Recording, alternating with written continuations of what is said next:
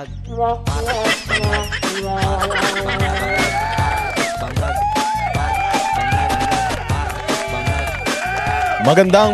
araw mga baliteros. Ito na naman. Nandito na naman ang inyong pinaka-paboritong fake news peddler sa balat na YouTube, Boss D. At your service. Kamusta naman ang buhay-buhay? At pasasakitin na naman natin ang mga ulo at ay balon-balonan puso, isip at kaluluwa ng lahat ng mga salot sa lipunan. Lahat ng mga bobo, tanga, walang utak, gunggong, mga surot, insekto, mga utak-ipis sa Pilipinas. Upal, animal, buwisit, pabigat, walang silbi, switik, salat, putok sa buhay, indot, palamunin, sinto-sinto, baliw.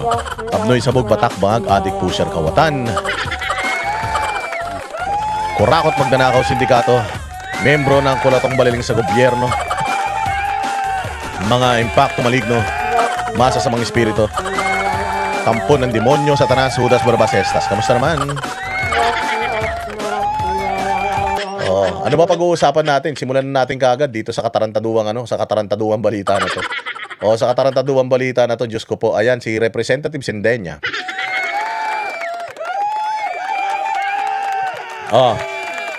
Si Representative Sendenya, mga bossing, yung baklang congressman na nakatabingi yung mukha, ganun. Nakatabingi yung mukha. Bawal daw pagtawanan yung may mga kapansanan. Hindi naman kapansanan yan. Alam mo kapansanan mo, Sendenya? Ang kapansanan mo sa utak. Sa utak ang kapansanan mo, hindi naman yung mukha mo. Actually, yung mukha mo, manifestation na lang yan ang sama ng ugali mo. Hindi ka magkakaroon ng ganyang mukha kung mahal ka ng Diyos. Sobrang hindi ka mahal ng Diyos, kaya ganyan na nangyari sa mukha mo, tumabingi. Sabi nga niya, na-stroke daw siya. Ba't di mo pa tinuloy? Na-stroke ka na pala, di sana tinuloy mo na. Para sana hindi ka na nahirapan, di ba? So ngayon, paawa siya, pa-victim. Pa-victim ang gago. Mayroon daw siya. Bawal daw na yung mga may kapansanan pinagtatawanan. Kayo lang naman yung may kapansanan na pinagtatawanan. Kasi may kapansanan na kayo, tarantado pa kayo. May kapansanan na kayo, ulul pa kayo. Pag may kapansanan, magpakabait na. Di ba? Pag may kapansanan ka, dapat mabait ka na. Pag pangit ka, dapat maganda na ang ugali mo. Puta, pangit ka na, masama pa ugali mo. Talagang mantakin mo. Wala kayong katapusan sa paninira sa mga Duterte. Di naman kayo inaano. Putsang ina nyo. Lahat na lang galit kayo. Lahat na lang gawin ni Inday Sara, issue sa inyo. Fake news inyo si Inday Sara. Sasabihin nyo, nagnakaw si Inday Sara kahit di pa naman napapatunayan ng korte. Ang galing-galing ninyong manira. Tapos kayo, kapag binabanatan kayo nung mga inis na inis sa inyo, putsang ina nyo, magdidimanda kayo. Gago. Ano ka, gago? Na-stroke ka na, Percy. Sana man lang, tinapik ka na pala ng Diyos, nagpakabait ka na sana. Na-stroke na ako. Na-stroke na ako. Tumabingi na yung mukha ko. Mahirap na tsumupa. Kasi nakaganyan na. Hindi ko na nakikita yung mukha nung... Hindi ko na nakikita yung mukha nung chinuchupa ko. Kasi nakatabingi Ganun na. Ang hirap na hayop yan. Sana nagpakabait ka na. Hindi ba? Sorry Lord. Alam ko na masamang tao ako. Kaya ginano mo ako. Tinapik mo ako. Sobrang lakas yung tapik mo. Tumabingi yung bunganga ko. Pero sige, magpapakabait na ako. Muntik ko nang ikamatay. Putsang inamantakin mo, life and death situation. Na-stroke ka, delikado yan. Marami na-stroke na hindi na nakaka-recover. Yung buti nga, ikaw, kung gumawa lang yung mukha mo. Yung iba na-stroke, diretso na. Yung na-stroke nga nung nakaraan, na-stroke, nalubog sa baha, nalunod. Putsa, double dead. Namatay na sa stroke, namatay pa sa lunod. Putang ina dahil sa mga magnanakaw na mga congressman. Congressman ka. Sendenya, pero si Sendenya, congressman ka. Marami mga kawatan na mga congressman, pero hindi nyo binabanatan. Putang ina ninyo, binabanatan nyo yung Inday Sara. Gago. Putang ina, balik kong burat daw yung sinusubo niya. Parang sapatos ng kabayo. Hayop kayo. Diba? Ang sama na ng ugali mo, ang sama pa ng mukha mo, masama pa yung kaluluwa mo. Ay, ganyan ang nangyayari sa'yo. Ngayon, nagagalit ka. Kayo, batikos kayo ng batikos. Diba? Sabi niya, freedom of expression, freedom of speech. Sabi niya kasi, hindi naman ako masasaktan kung ako ay pagsasalitaan ng mga kung ano-ano patungkol sa trabaho ko. Pero pag yung mukha ko, magagalit na ako niyan. Sige. Halimbawa, tabingi yung mukha mo ganun, nakatabingi. Nakatabingi yung mukha mo na ganyan. Tapos tinawag kitang tabingi yung mukha mo. Eh yun naman ang totoo. Tabingi naman talaga, di naman diretso yan. Putang ina, baka ipakulong mo ako pag sinabi ko maganda ka. Ipangit ka talaga eh. Tabingi yung mukha mo. Alam ka na sabihin ko, diretso mukha mo, itabingi nga. Tangina, gusto mo pa kami magsinungaling. Grabe ka naman. O kung makasabi sila, tatay nyo karton, tama, di ba? Si Pangulong Duterte kung pagtawanan. Si Pastor Apollo Kibuloy, grabing babuyin ninyo kung ano-ano mga picture ang ginagawa ninyo. Mga most wanted sa FBI, ganyan. Pinakakalat ninyo. Hindi pa man kumbiktado yung tao. Hinaharap ng tao yung kanyang kaso, mahina yung kanyang kaso, mukhang malabo nga makonvict, kaya nga gusto ipatapon sa ibang bansa kung ano-ano mga paninira nyo nila sa Ontiveros. Grabing pang-aasar ninyo, grabing pang-buburaot ninyo, pero pag kayo na binuraot, eto matindi. Totoo naman yung sinabi na tabingi mukha mo eh. Totoo naman yung sinasabi na nakaganyan yung nguso mo. Putsang inang yan, mapikon ka. Kung halimbawa, sinabihan kang bulag. Sende niya bulag. Hindi ka naman bulag yun. Magalit ka, fake news yun. Diba sabihin, bingi ka, bingi. Bingi ka. O yung ano mo, yung paa mo nasa tenga, ganun. Magalit ka, hindi naman totoo yun. Yung tenga mo buong buo eh. O kung halimbawa, pango ka. Kung hindi ka naman pango, o magalit ka. Pero kung nakatabingi yung mukha mo, tapos sinabihan ka na tabingi yung mukha, gumawa kasi ng drawing, gago rin yung isang artist eh. Tangina, medyo tabingi yung ano, inuiyan kasi nakaganon na talaga yung bunganga eh, napikon siya. Ano yan lang, napikon ka, huwag ka nang pumasok sa politika. Kung pikon ka, dyan pa lang sa pagmumukha mo, napipikon ka na, miski sa bagay naman. Sino naman hindi mapipikon? Puta, pagising mo sa umaga, good morning. Putang ina, paano maging good morning? Ganyan makikita mo sa salamin. Ayop. Alam mo, sa totoo lang, persisente niya, ha? Kung mabait ka sanang tao, kung maayos ka na tao, bumabatikos ka sa mga mali, kung nakapanig ka sa katotohanan, kung hindi kayo involved sa mga komunista, hindi kayo nang re-recruit ng mga kabataan para lumaban sa gobyerno, kung mabait ka na tao, alam mo kahit na yung, yung mata mo, kahit na yung mata mo magkalayo, nandito sa sentido, ganyan. O kaya kahit yung mata mo magkalayo, nandito isa sa may pisngi, yung isa nasa noo. Putsang ina, hindi magagalit sa yung hindi magagalit sa yung Pilipino. Ang tingin ng Pilipino sa iyo, maganda ka. Gandara 'yon. Oh, kung ganun ka, sabi ko nga sa iyo, kahit ang kilay mo, puta, isang ganun lang, diretso, walang putol. Mamahalin ka ng mga Pilipino. Kahit na halimbawa, bungal ka. Ang ipin mo puro bagang, kung hindi mo puro pangil. Kahit na mukha kang impakto, kung napakaganda ng iyong ugali at maganda ang ginagawa mo sa bayan, maniwala kasi Digong di man pogi eh. Si Digong pogi ba si Digong? Ano nagkaso cyberbullying? Putsang ina. Congressman ka, ibubuli ka ng normal na tao. Hello, nasa kapangyarihan ka, mabubuli ka ng normal na tao. Tanga-tanga ka, sabi cyberbullying ba yung ikakaso? Ewan ko sa gagong yan. Eh kasi sinabi, tabingi yung mukha. Nag-drawing ako, tabingi yung mukha. Hi, Boss Dada, watching from Dubai. Mabuhay ka, Lin 83, ha. Tabingi yung mukha. Buti sana kung nag-drawing ako, pero si senda niya, tas diretso, ang ganda-ganda, kamukha ni PB Cates. Putang inang yan. Magalit ka nun, fake news yun. Pero kung dinrawing yung mukha mo, nakatabingi talaga, nasobrahan lang, uso man yun ngayon. Kaya magalit. Si Tatay Digong, di man siya pogi. O, di ba, ginagawa niyo yung picture ni Tatay Digong, lalagyan niyo ng mga bukbok sa ilong. Ginagawa niyo parang makopa yung ilong. Tangina, baka sa susunod si Terry Ridon, pag magalit na rin siya, pag sinabi malaki yung butas ng ilong niya, totoo naman yun. Sa buong Pilipinas, kung pinakamalaki yung kingdom, putsang ina yung kingdom ng niya, ibutas ng ilong ni Terry Ridon, pinakamalaki yun sa buong mundo. Oh. Hindi demanda ka dahil lang sinabihan kang pangit. Si Jack nga hindi pikon. Tama ka dyan, bilis kilos. Tingnan mo kung paano binabalahura si Jack. Ng mga dilawan ng mga loyalista, napipikon si Jack? Hindi. Tinanggap na ni Jack na ganun itsura niya. Pinanganak siya, ganun na siya eh. Putang ina, kasinde niya, pinanganak ka, ganyan ka na, pangit ka na eh. Magdidemanda ka dahil pangit ka, gagoy, demanda mo mga magulang mo. Dahil hindi sila nagkaanak, kamukha ni Ivana. Tarantado. Una mong idemanda yung lahi mo. O idemanda mo yung lahi nyo ng mga engkanto. Kasi kung hindi sana kayo nagsanib puwersang ang demonyo at saka engkanto, nagtsuktsakan, lumabas yung mukha mo, mukhang maligno. Di ba, Hans Jack? Poging-pogi ka sa akin? Hindi rin naman ako pogi. Maapil lang. Tinatawanan lang nga sila ni Sir Jack. Tama kayo dyan, di ba? Bingot si Sir Jack. Pucha, kanina nga, nagtanong pa sa akin si Sir Jack. Sabi niya, kasi kanina, may box papili kami kanina. Boss Dada, ano maganda? Naka-zipper daw ba siya hanggang taas? O nakabukas yung jacket niya? Sabi ko, isipan mo hanggang taas. Kasi yung dito, hindi na nasisiper yan. Nakabukas na dito, tapos nakabukas pa yung jacket mo, OA naman yan. Sabi ko, isiper mo na yung jacket mo. Kahit na yung bibig mo, medyo naka-expose. Hindi na masakit, hindi na halata yan.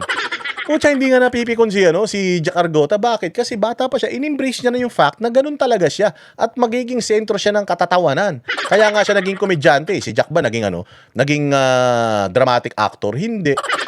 Ano man siya, komedyante man siya, i-embrace mo na yan. Princess Endenya. Percy, i-embrace mo na yan. Putang ina, kahit na ano, kahit uminom ka rugby, suminghot ka ng utot na panis, tangina, hindi na magbabago yung mukha mo. Sa totoo lang, kahit uminom ako ng marami malasing ako, pagtingin ko sa mukha mo, tabingi pa rin. Huwag ka nang magpa-victim card.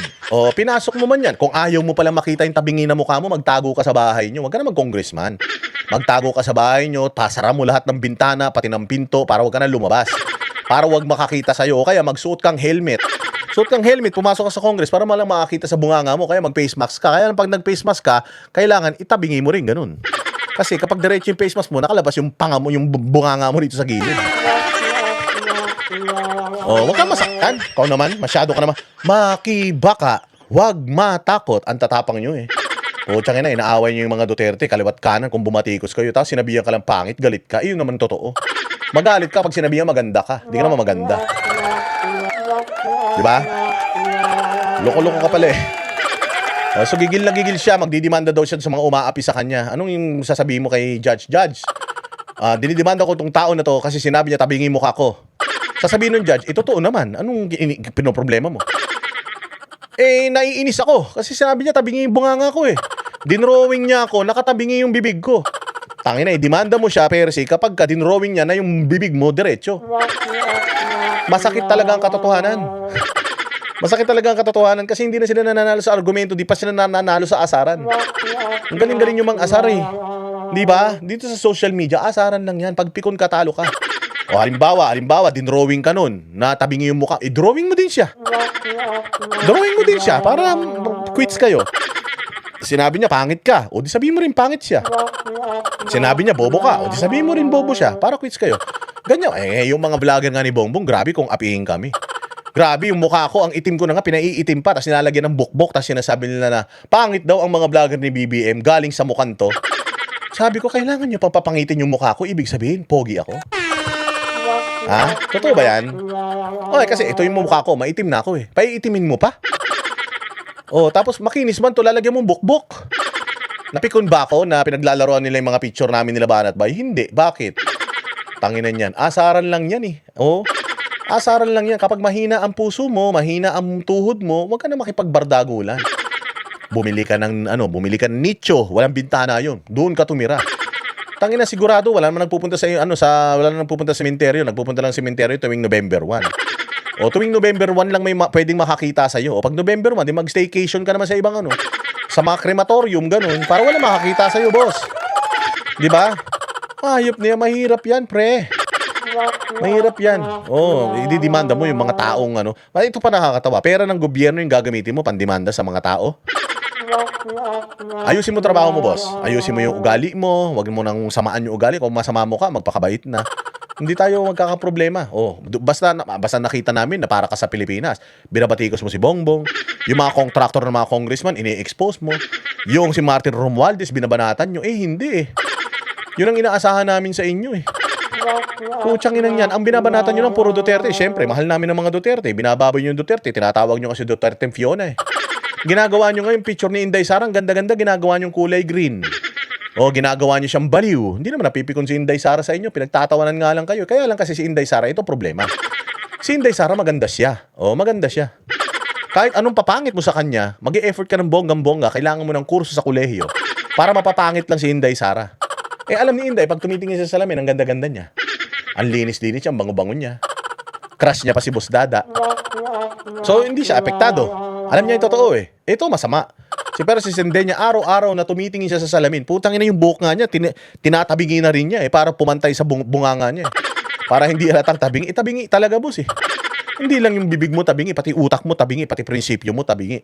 So paggising mo sa umaga, ganyan yung mukha makikita mo. Sabay boom, pagbukas mo ng social media mo, yung comment section mo, putsang inang yan. May mga nakalusot na inaapi ko yung itsura mo, talaga naman mapipikon ka. Pero kung, at alam din niya sa sarili niya na pangit siya. Alam niya nasa sarili niya na kamukha niya si Kampanerang Cuba eh. Oo, alam niyo yung isang YouTuber ba yun? Yung laging galit pag nagbabasketball, yung nakaluwa yung mata. Kamukha niya yun, parang kapatid niya yun. Di ba? Sabi nga ni Break Nari, tabingi na tomahawk. Parang parang putsang hindi niya nga alam kung anong gagawin niyang style ng buhok niya eh.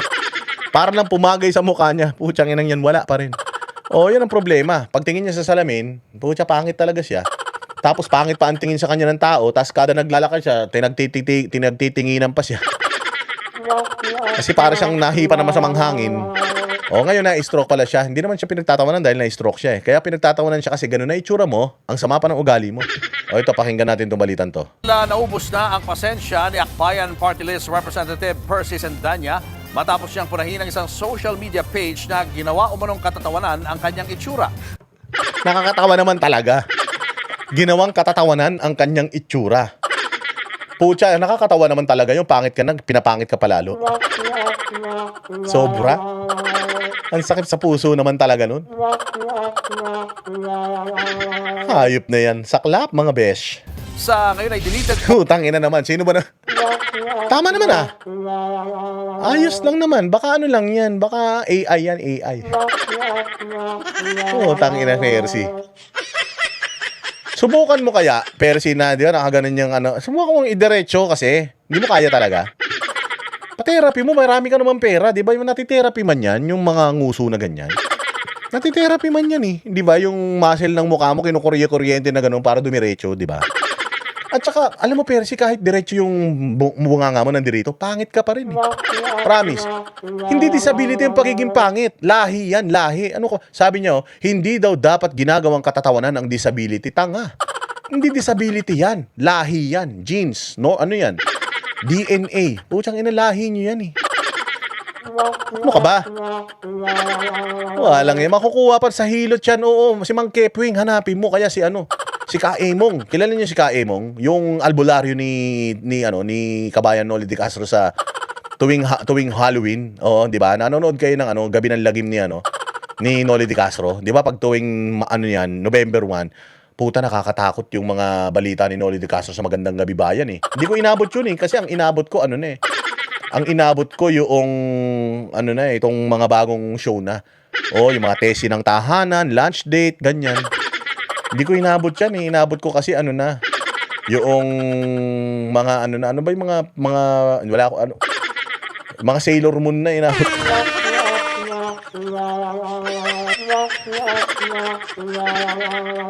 Di ba meron yan? Di ba yung mga pangong ilong? Di ba yung mga pangong ilong, ganyan ilong mo napapatangos, yung mga tabingi yung butas, napadidiretso, lahat man kaya ng siyensya, mantakin mo Percy Sendenya, ang dami yung pera, hindi kaya ng science. Putsang ina, sa DPWH ka kaya magpunta. Baka sakali pwedeng espaltuhin yan para dumiretso. Sabi ni Legend Chupapi, Boss Dada, -10 na naman ako sa langit. Tangi, hindi masamang hindi masamang pagtawanan ito. Hindik-hindik ang ugali nito eh. Ay, katulad si Hans Japango. Si Hans Japanguman yan. Nag-asawa lang yan ng kano, kaya yung mga anak niya matatangos ilong. Pero, putsang ina, parang dinaanan din na pison yung ilong niyan eh. Ganito. Tayo na ganyan ginawa sa kanya. Pero Percy, hanapin mo si Ka Emong. Natatandaan nyo si Ka Emong, di ba? Yung sa Magandang Gabi Bayan. Magandang Gabi Bayan. Tuwing November 1, nakakatakot yung mga istorya. Meron yung nilalagyan ni Ka Emong ng yung mga naiingkanto. Sabihin nun, sino ako? Sino ako? Sino ka? Ako si Lucifer. Gawa ganon. Tapos nakita niyo si Ka Emong, may ilalagay siya. Lumabas ka sa katawan niya. Ayoko. Di ba? Ang gagawin ni Ka Emong, may ilalagay siyang yung parang kwintas ng bulita sa sa leeg. Masasakal yun eh. Oo, tapos mawawala na yung engkanto. Wala na yung engkanto. Sabihin pa nun na may nagkagusto sa'yo, kapre. Kaya pala daw, nabuntis siya. Nabuntis daw siya, nakabuntis kapre. Ulul, kapitbahay niya yun. Tangina to si Noli de Castro, manluloko to si Ka Emong. Meron nga yung GMA7, meron silang yung Ghostbuster, yung lalaking nakabonet tas walang baba. Yung ilong, bunganga, tapos leeg na. Sino pangalan nun? Yung ano na yon, yung lalaki na yon, yung naghahanap ng mga multo. Ang ina yun, pinagtatawanan din yun. Oo, si Ed Calawag. O tama, si Ed Calawag. Pinagtatawanan din yun. Pucha, grabe yung kung paglaruan. Napipikon si Ed Calawag, di naman. Pucha, hanap lang siya, hanap ng multo. Kahit pagtawanan mo ako, gago. Pagtangin na mo, pag may multo sa bahay mo, hindi kita tutulungan. Sweetie, watching from Abu Dhabi. Mabuhay ka. Oh, si Ed Calawag, di ba? Oh, nakakatawa man yun. Pag ginawa nila ng ano yung pucha, pinaglaruan nila yun, si Ed Calawag, ang galing maganap ng multo nun eh. Di ba, Marie Chris Grobin, mabuhay ka dyan sa Amerika, God bless you. Ang dami may mga kapansanan. Si Mahal. Pandakman si Mahal. Alam mo si Dagol? Si Dagol. Alam mo si Dagol? Pucha yan. Kasi kaibigan ko yun eh. Si Dagol, si Dennis Padilla. Kaibigan ko yun sila. Nagpupunta ako dati sa kanila. Alam mo si Dagol, nilalagay nila sa lamesa. Pinapatong nila si Dagol sa lamesa, tapos iniiwanan nila maghapon na, hindi makababa ng lamesa. Ang iikli ng paa ni Dagol eh. Ganyan lang eh. Tangina, pag tumalon siya sa lamesa, para siyang tumalon sa 3-story na building. Oo. Kawawa yun. Si Dagol. Meron pa nga isang beses eh, nasa ano kami na Dennis Padilla. Galit na galit si Dennis, sumigaw si Dennis. Sino? Dagol! Sabi niya, umihi ka na naman sa lapag. Siyempre si Dagol, gulat na gulat siya. Sabi niya, hindi po ako yung kasi konsihal pa si si Dennis eh. Basta, umihi ka na naman. Hindi ako yun, konsihal, hindi ako. Sabi ni Dagol, kawawa nga si Dagol eh. Hindi ako yun. Anong hindi ikaw? Hindi naman naabot yung titi mo sa sa kubeta, tsaka doon sa urinal. Umihi ka na naman sa lapag. Pero patawa lang nila yun. Pero inaasar nila si Dagol. Alam nyo, hindi naman napipikon si Dagol. Nagdemanda ba si Dagol? Hindi. Pag tinawag mo unano si Dagol, unano man talaga si Dagol. Hindi man siya magagalit. Di ba? Unano eh. Pag sinabi mo si Dagol, kasi laki ni Shaquille O'Neal, mapipikon yun. Putangin mo. Pag tinawag mo akong tangkad, gago ka ba? Pandak nga ako eh. Tawagin mo akong tangkad. Ngayon ganito, pwede may retoke siguro yan, Percy. O kaya maganda, 'di ba? Tabingi, ganon, 'di ba? Nakaganon. Ipahiwa mo 'to para pumantay. Pahiwa mo sa kabila para pumantay, 'di ba? Yung bibig mo humahaba lang pero pantay na. Para si Joker. Tabingi eh. 'Di ba? Ayun, nakaganyan. O pag hiniwa mo tong kabila, hinabaan mo, hindi na siya mukhang tabingi. Oo, mas lalaki yung bibig mo. Kasya na diyan kahit paan ng kabayo. 'Di ba? Maraming paraan, Percy. Ano ka na lang, punta ka kay Vicky Bello, ganyan. Baka meron siyang paraan kung paano papantayin yan. Eh, grabe, di ba? Oo, pucha, dito siya galit na galit kasi ginawang katatawanan yung mukha niya. Ganyan. Sabi ko nga sa inyo, malaking issue to? Issue ng Pilipinas to? Mas galit ka pa rito sa ginawa sa mukha mo kaysa sa mga magnanakaw na mga kasama mo sa Congress? Mas galit ka pa sa nag-drawing na tabingi yung nguso mo kaysa sa pagnanakaw ng mga Marcos? Ha? Sabi ni Breck Naren, tingin ko, Boss Dada, pag ginawa mong AI yan, maghahang. Oo, pag nilagay mo AI, please, please, diretso the bibig. Tangina ba yung chat GPT mo? Mag-crash yun. Di ba? Punta siya ng Thailand, baka maging kamukha niya pa si Aura.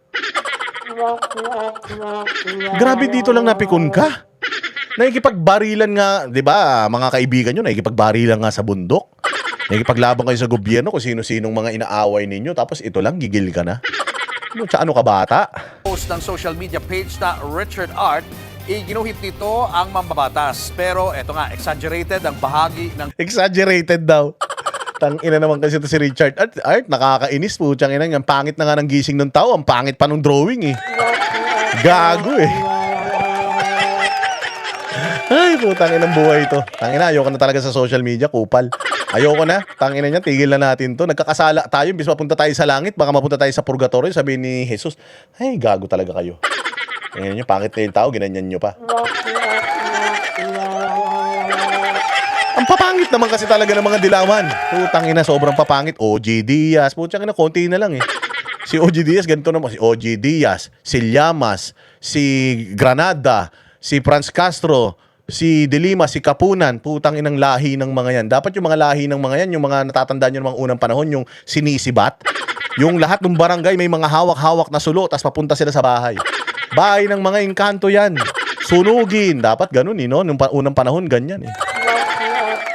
Si Luistro, putang ina si Chua, si Terry Ridon, putang ina, ano ba yan? May Meron bang pagkadilawan ka, kailangan ba talaga, putya, mukha kang hayop?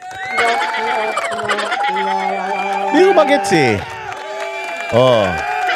Hindi ko talaga magets eh. Bakit ganyan ang mga itsura nyo? Ba't pare-pareha? Si Jokno naman, putang ina, si Jokno, ang gastos sa toothpaste. Si Jokno, putang ina, galit na yung mga kamag-anak niya. Paano? 2 araw pa lang, ubos na yung toothpaste sa kapal ng ipin niya. Labo. Oy, si Chua, tabingi din yung mukha ni Chua, pero hindi nagagalit si Chua. Oo, tsaka si Pastor Abante nga, nakalabas pa yung dila eh. Hindi naman nagalit si Pastor Abante. Yung Lovely na Granada, matindi yun. Putang ina, yung Lovely Granada, ang ganda ng tingin niya sa sarili niya. Mantakin mo, sumali siya sa beauty contest. Putang, ganun kaganda sa tingin niya sa sarili niya. Tain mo, Lovely Granada, gago. Sisihin mo din mga magulang mo. Pinaglihi ka sa sandok na sira. Tarantado ka. Windel, good morning. Nakaabot din. Mabuhay ka dyan sa Amerika. Oo, tanginang yan. Pinaglihi sa sandok na sira. Ito si Lovely Granada. Ang tingin niya sa sarili niya maganda. Ganun, i-embrace mo kasi. Pero si Sendenya, i-embrace mo. Pangit ako. Araw-araw ulitin mo. Pangit ako. Tabingi ang nguso ko. Araw-araw. 10 pagising mo, bago ka tumingin sa salamin, ikondisyon mo na yung utak mo. Pangit ako. 10 beses, tas tabingi ang bibig ko. Para pag dilat ng mata mo, ine-expect mo na, hay, totoo. Akala ko na nanaginip lang ako. Diba? Dapat ganun. Para hindi ka na nasasaktan sa mga ganito. Ako sinatawag sa akin, nog-nog, negro, libag. Ano pa pinagtatawag sa akin? Wala naman. Ang hamon lang ako suntukan. O, putang ina mo, likabugbugan tayo. Ganun lang. Pero yung demandahan, may gagastos ka. Your Honor, sumama po ang loob ko. Bakit? Dinrawing niya po ako. Yung drawing niya, sobra namang tabingi eh. Pwede naman konti lang eh. Putang ina, sinobrahan naman niya. Mont Bonacruz, shoutout sa'yo. Pwede naman konti lang. Sinobrahan naman. Drawing nga eh. Paano kung di marunong mag-drawing yung tao? Ganyan talaga yung drawing niya. Tsaka, parang parehas naman. Ikaw naman, nagalit ka naman. Binig ni Sendanya. Sabi naman ng mambabatas, hindi na bago ang mga paninira at pag-atake sa kanya. Hindi na pala bago eh. Luma na pala yung mga pag-atake sa'yo. Bakit napipikon ka pa? Mapikon, boss. Bawi-bawi na lang. O, hanapin mo yung mukha niya. Yung nag-drawing sa'yo, i-drawing mo din. Itabingi mo rin yung mukha niya. Kung gusto mo, i-rearrange mo yung mukha niya. Yung isang mata niya, ilagay mo sa tenga. Yung tenga, ilagay mo sa mata. Yung ilong, lagyan mo ng bibig. Ganun. Gayahin mo din para quits kayo. Putang ina, ang daming problema ng Pilipinas. Pero si Sendenya, ang daming problema ng Pilipinas. Nagbabaha sa Pilipinas. Kaliwat kanan nakawan. Nanakawin yung 2027 budget. Tapos hindi pa makulong-kulong tong hayop na Martin Romualdez na ito. Tapos si Boying Remulla, inaabuso pa yung kapangyarihan. Pucha, sa dami. Gusto mo, ikaw ang asikasuhin. Ang daming kaso sa Pilipinas. Pucha, namamaril na yung mga estudyante sa Ateneo. Gusto mo, ikaw ang bida. Gusto mo, ikaw yung alagaan, arugain. Kawawa ka naman. Ang daming namatay sa baha. 20 mahigit ang namatay sa baha. Ilan ang namatay doon sa barilan sa Zamboanga. Tas gusto mo, puta yung bibig mo, pag-usapan natin. Abnormal. Anak ng tinapay, hindi na daw yan bago. Ilang taon ko nang pinalalagpas ang araw-araw na paninira at personal na pag-atake sa akin, online man o offline. Hindi na ito bago, pero may hangganan ng lahat. Ano? Umalis ka na sa gobyerno para yun ay hangganan. Umalis ka sa gobyerno, wag kang magpa-interview. Kaya pag nagpa-interview ka, i-blur mo yung mukha mo. Para hindi makita ng tao. Nagsasabi man lang totoo ang tao. Ang netizen, pag sinabing pangit ka, pangit ka. At saka, grabe ka naman kasi persistent din niya. Meron ng filter eh. Hindi kaya ng filter yung mukha mo. Putang ina, baka pati yung meta i-demanda mo. Pucha, kung si Rob, tama ka dyan, Bright Naria, kung si Erap ay si FPJ, puno na ang salop. Oh, puno na ang salop. Dapat nakalusin. Puchang ina. Pangit na yung salop. Hype yan. Wag ganun, boss. Sobra ka naman eh. Grabe naman kayo. Si Vice Ganda nga. Grabe nga si Vice Ganda. Si Jessica Soho. Kung alipustahin ni Vice Ganda, di ba, Meme Vice ka? Di ba idol mo si Meme Vice, di ba? Tuwan-tuwa ka kay Meme Vice, di ba? Pagka si Meme Vice nga, araw-araw ginagawang kabayo yung mukha ni Meme Vice. Hindi nga nagrereklamo si Meme Vice. Bakit? Kasi alam niya, mukha siyang kabayo talaga. Kaya gumawa siya ng pelikula, Petrang Kabayo. Kasi alam niya, mukha siyang kabayo. O, si Meme Vice, hindi ba? Binaboy-baboy si Jessica Soho. Sinabi kay Jessica Soho, sa sobrang taba ni Jessica Soho, hindi daw kayang i-rapein si Jessica Soho ng isang tao. Kailangan daw, pag ni-rape si Jessica Soho, isang buong barangay. Putang ina, hindi nga kayo nagalit kay Vice Ganda pagka grabing gumawa ng grabe mang api. Kaibigan nyo yan O si Vice Ganda, noong nakaraan, putsang inang yan, binasa niya yung negra. Tapos, sabi niya, Milo. Milo daw yung pawis. So, tingnan mo, racist, negra, tas Milo. Di ba, Milagros Wood. Diyan sa Amerika, maraming salamat sa iyo. Tingnan mo, persisendenya, di ba? Makakakampi nyo, pinklawan nyo, mga hayop kayo. Tangina ninyo, ang lalakas ninyo mga satas, kayo mga pikon kayo, mga kupal kayo. Pero may hangganan ang lahat. Git nga ang kapansanan ay hindi katawanan. Hindi ito dapat gamitin para manlait o hiyain ng isang tao. Hindi na raw ito palalampasin ng mambabatas. Hindi lang para sa sarili, kundi para na rin sa iba pa mga PWD. Oy, wag mo nang damay lahat ng PWD. Sabi ko nga sa iyo, Joffrey Andy Bong. Mabuhay ka, maraming salamat sa iyong pakulay. Huwag mo na idami yung mga PWD. Sabi ko nga sa iyo, yung kapangitan mo, hindi yan disability. Genetic failure. Yun ba tawag doon? Genetic glitch yan. Tsaka maging masaya ka na lang. Sa mundo, ikaw lang may ganyan. Kahit saan kang lupalop ng mundo, magpunta, ikaw lang may ganyang muka. Unique yan. Parang parang fingerprints.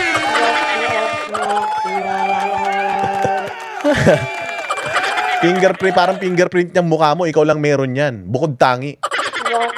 Masyado ka namang iyakin. Hayop na yan. Ginamit mo pa yung PWD. Alam mo ba si Sir Jack? Sabi ko sa kanya, Sir Jack, nung kumain kami sa labas, akin na yung PWD mo. Alam mo, sabi niya, Hoy, hindi ako kumuha ng PWD, Boss Dada. Bakit? Hindi ko kumuha? Sayang naman, 10%. Sabi niya, kasi hindi ko tinitingnan yung sarili ko na may kapansanan. Normal ako. Normal. Yun ang tingin ko sa sarili ko. Ngongo lang ako, pero normal ako. Tapos ikaw, na-stroke ka lang, PWD ka na? Tumigil ka, mahiya ka naman doon sa may mga cerebral palsy, mahiya ka naman doon sa mga lumpo, mahiya ka naman doon sa mga bulag. Tangina yung mga bulag na, pag tinawag mong bulag, hindi napipikon Tapos ikaw, ganyan naman talaga mukha mo, pangit ka naman talaga, pag tinawag kang pangit, galit ka. Bakit? Anong tawag sa'yo nung bata ka? Maganda? Ha? Maganda ka nun? Gandara yarn. Sabi ko nga sa'yo, ako, bata pa ako, yun ang tawag sa akin, nog. Boy negro. Nung bata ako, putsang inang yan, wala na akong magagawa. Ito na talaga yun, pinanganak na akong ganito. Hanggang ngayon, inaasar ako ng mga vloggers sa kabila na nog, negro, baluga. Mapipikon pa ako doon. Gago, tanggap ko na yun. Araw-araw na ginawa ng Diyos, putang ina yan, ang dami, kung pukulang na likas papaya. Idemanda ko sa sobrang peke ng sabon na yan. Putang ina, alam nyo lang kung gaano karaming likas papaya na ubos ko. Gusto kong pumuti para hindi na ako inggitin. Putsang ginawa ko, nagpatato na lang ako ng madami para hindi halata. Hayop ka, tinanggap ko na yun sa sarili ko. Puta, persisenden yan nung pinanganak ka, ganyan na mukha mo. Mukha ka ng aso nung ipinanganak ka. Diba, Ani Haramillan, ako ikaw talagang pinakamahal ko dito sa Banateros.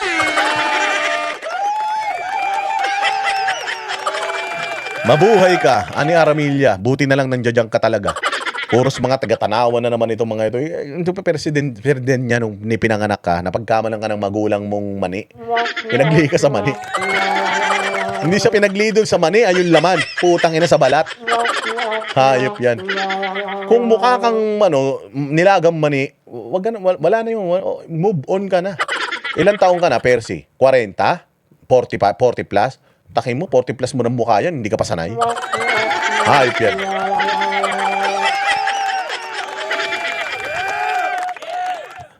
Oy, Juniel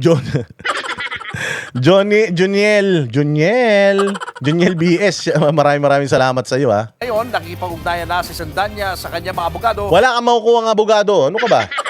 Ako abogado mo. Boss Dada, kukunin kita ng abogado. Bakit? Anong kaso? Anong natin? Sinong babanatan natin? Yung kasi may nag-drawing sa akin, tabingi yung muka. Gusto ko i-demanda, ha? Pwede ba natin i-demanda yung nagsasabi ng totoo? Pwede ba? O ako abogado, hindi na, maghanap ka na ng ibang abogado. Hindi ko tatanggapin niya, matatalo tayo. Paano natin papatunayan sa judge na peke yung balitang pangit ka, pangit ka talaga. Natatandaan nyo, nag-away si Pinoy Ako Vlog. O, yung pangit na babae. Putang ina, isa rin yun. Hayop niya, kalahi din nila yun. Sabi ko nga sa inyo, sama-sama sila, puro sila pangit, papangitan sila.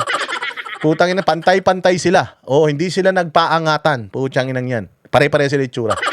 Pare-pareha sila mukhang mga maligno. Ito si Pinoy Ako Vlog, tinawag siya ni Franco Mabanta. Nung panahon pa to ni PRD, tinawag siyang pangit. Tinawag ni Franco Mabanta na pangit. Ang ginawa nito ni Pinoy Ako Vlog, nagdemanda. idinimanda niya si Franco Mabanta dahil tinawag siyang pangit. Putang ina, na-dismiss yung kaso, dalawang hearing pa lang. Bakit? Putang yung judge nagkasakit. Putang ina, hindi daw niya makalimutan yung mukha ni Pinoy Ako Vlog. Mantakin mo, nagdemanda ka dahil tinawag kang pangit. Magdemanda ka kung tawagin ka maganda. Dismiss yung kaso. Hindi naniwala yung judge na hindi siya pangit. Oo, dismiss. Patang ina niyan. Patay tayo dyan. Para sa legal action, humingi naman ng paumanhin ang nag-post ng caricature at Ay, si Richard Art, ko kasi. Ang dami rin niyang follower ba naman? 233,000. Magandang araw po sa lahat. Taos puso akong humihingi ng paumanhin sa caricature na ginuhit at ipinost ko. Hindi ko po intensyon na manakit o pagtawanan ng kondisyon ng kahit sino. Ulol, sinungaling. Kulang po ako sa pag-iisip at hindi ko po naisip ang magiging epekto nito. Tangina to, napaka-sarcastic ang po. Kulang daw siya sa pag-iisip. Buti pa to, umaamin eh. Oh. Humihingi po ako ng sorry sa taong nadamay, sa pamilya niya at sa lahat ng na-offend. Tinanggal ko na po ang post at magsilbi po itong aral sa akin bilang artist. Pangako po na mas magiging maingat at responsable po ako sa susunod kong gawa. Huwag ka nang gumawa, Richard Art. Hayop ka. Tangina, panindigan mo yan. Panindigan mo pag tinanong ka ng judge. So, ba't naman ganito kasi yung dinrawing mo sa kanya? Sobra naman pagkakatabingin ng mukha. Art po kasi yan. Abstract yan, abstract. Abstract po yan, bossing. Abstract yan, judge. Sorry na. Yan talaga yung pagkakadrawing ko. Nasobrahan lang. Hindi ko na pwedeng burahin. Pag binura mo kasi yan, pangit na, dudumi na eh. Kaya tinuloy ko na lang ganyan. Tsaka nung ginawa ko po kasi, art kasi nakatiwarek ako nung dinrawing ko yan. Di ba? Di ba yung mga painting na tinatapon-tapon lang yung mga pintura tapos na yun. Ganun din sabihin mo. Ikaw naman, umaming ka kagad. Wala ka pala eh. Panindigan mo yan, Richard Art. Sino pa magpapagawa sa'yo kapag ganyan ka? Umamin pa siya. May kulang po ako sa mag-iisip at hindi ko naisip yung magiging epekto nito. Putang ina yan. Hayop na yan. Didimanda ka pa rin yan, Richard Art, kahit naburay mo yan at saka kahit natanggalin mo yan. Papampam yan eh. Oo, 3D kasi 3D yun. Pag may salamin ka ng 3D glasses, diretso yun eh. Greetings from California. Mabuhay kayo dyan sa California. Thank you very much, Rhea Daisy. sinabing may pagkukulang daw siya sa pag-iisip. Nangako rin siyang magsisili raw itong aral sa kanya. Ito naman kasi si Percy. Naman kasi si Percy. Sa sinasabi mo ngayon, boss, di mas lalong pumapangit si... Hindi eh. Ako naman, nagsasabi man lang ako ng totoo. Sabi ng mga magulang ko, wag ako magsinungaling. Sabi ng magulang ko, Boss Dada, wag kang magsisinungaling, wag kang magnanakaw, mambabae ka kung gusto mo. Pero wag mo lang gagawin yung magsinungaling tsaka magnakaw, ha? Kaya galit na galit ako kay Bongbong kasi sobrang sinungaling eh. Mantakin mo si Bongbong nagsisinungaling na walang baha. So syempre, inaano ko lang din naman yung sabi ng mama ko. Sabi ng mama ko, wag ka magsisinungaling. Di sinasabi ko lang kung ano nakikita ko. Pangit. Sino dito? Taas ang kamay ng magsasabi na si Percy ay maganda. Sige nga. Ano nyo nga dyan, ilagay nyo nga dyan, sino ang naniniwala kay Percy? Sige, ito na lang, baguhin natin tanong. Percy, baka nanonood ka. Ito, yung mga tao na tatanungin ko. Maganda ba si Percy o pangit? Press 1 pag maganda, press 2 kung pangit. Bilis. Tingnan natin, baka maraming naniniwala dito na maganda si Percy. Hindi ba? Ilagay nyo dyan. Number 2. Pucha, patay tayo dyan. Ba't naman number 2? Sobra naman kayo. Bilis, ano pa? Sige, 2. Ang dami naman 2 niyan. Percy, pangit ka talaga. Kita mo yung comment section. Puro number 2. Yung iba nga, 5 2 pa yung nilagay. Yung iba, 10. Yung iba, may 2 na, may ngit pa. Hayop na yan. Kawawa ka naman. Iba ka naman, lahat ng mga ito nagsasabi sa yung pangit kaya didimanda mo to. Putang ina, mauubos ang korte sa Pilipinas pag gaganyan. Ayan puro 2. Yung tindi nito, puro. Milagros Wood, salamat. You made my day. You also made my day. Maraming salamat sa inyo pakulay, ha. Pangit na, kupal pa. Grabe, 2 million. Wala bang 5 yun lang? Sige, ganito na lang. Ibahin natin yung tanong. Anong nakikita nyo kay Percy Sendenya? Anong oras nyo siya gustong makita? Umaga o gabi? At bakit? Ilagay nyo kung bakit. Bilis, ilagay nyo kung bakit. Malanghiya kayo. Gabi. Bakit gabi? Bakit gabi nyo siya gustong makita? Ilagay nyo dyan. Bilis. Bakit gabi nyo siya gustong makita? Umaga. Si Jake Asubal, umaga. Putsang ina ha. Madaling araw. Grabe naman kayo. Pag nakita mo naman ng madaling araw yan, putsang inang yan. Tapos sa bukid mo pa nakita yan, baka sibatin mo yan.